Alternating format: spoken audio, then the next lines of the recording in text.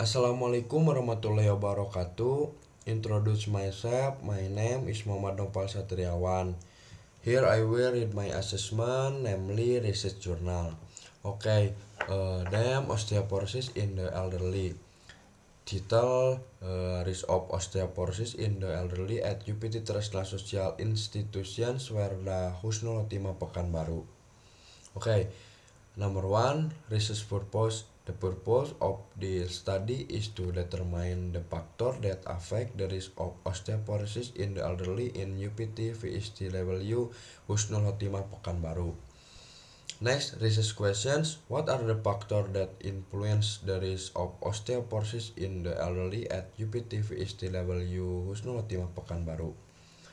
Next, research data or subject. The subject or data in the study were 75 respondents who were at UPT VSTW Husnul Khotimah. It consists of 37 elderly men and 38 elderly women. Okay, next, method, research design, data collecting technique. The method in this study was a quantitative study with a cross-sectional study design.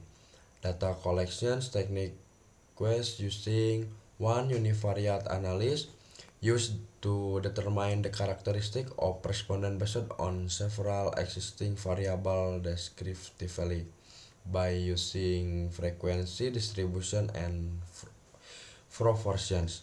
Two bivariate analysis used to determine the relationship between two variables, and three multivariate analysis used to analyze data consisting of many variables, both independent and dependent variable.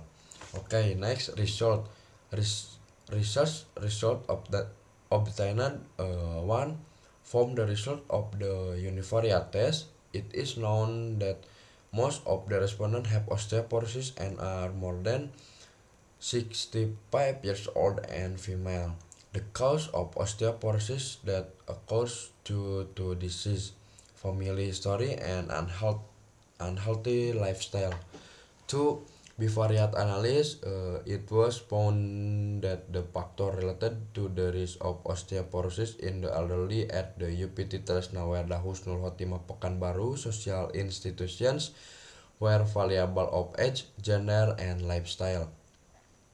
Three multivariate analysis, it was found that the variable associated with the risk of osteoporosis in the elderly at the technical unit of the Husnul Khotimah Social Institutions Pekanbaru are age and gender variable, namely one elderly age over have 65 years have 9 times risk of developing osteoporosis compared to elderly age 65 years. Two elderly women are 4 times more likely to develop osteoporosis than elderly men. 4. The result of the study were obtained from 4 independent variables to variables that had a significant relationship, namely age with v-value 0 tel 002 with 4 9 tel 671 and gender v-value 0 tel 005 with 4 tel 158. Okay, and last, interesting fact 1. There are two risk factors for osteoporosis. The first cannot be changed, such as age, gender, and family history. Things that can be changed include smoking, lifestyle, eating disorder, early menopause, and the use of certain drugs such as diuretic. 2.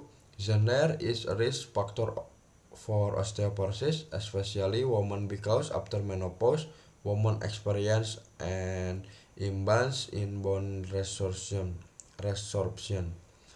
And last, number 3, the World Health Organization or WHO estimates that by the middle of the next century, the number of breakthroughs due to osteoporosis will triple from 1.7 million in 1990 to 6.3 million cases in 20,050.